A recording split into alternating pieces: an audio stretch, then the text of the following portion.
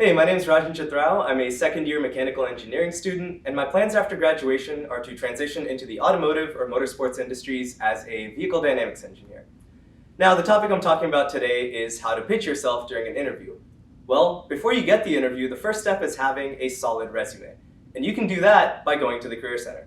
I visited the Career Center very frequently last year and got numerous small tips from numerous different advisors to take my resume from being good to being great.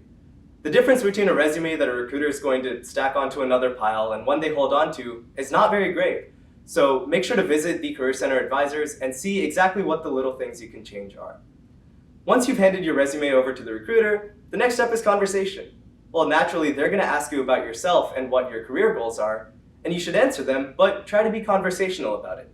Don't be super structured and robotic because you want to show your character through what you're saying. And at the end of it, ask the recruiter about themselves. A lot of people think that when they're applying to jobs, they need to prove themselves to the company. But for you as a person, the company needs to prove itself to you to find out if you think you'll be happy there. So ask them questions about their experience working there. And also ask them about opportunity for growth to show that you're a prospective employee that might want to climb up the ranks. At the end of an interview, I always like to ask them what might be some room for improvement to show that, again, you're a candidate that wants to grow not only as an engineer in my case, but also as a person. And once they give you those areas for improvement, ask them for tips. Every recruiter, unless they're younger than you, has been in the same stage as you at some point in their lives, which means they have experience from that stage. So ask them for that experience. Ask them if they could go back in time to the same age where you are right now, what would they do differently, and what should you do differently to make it in this career?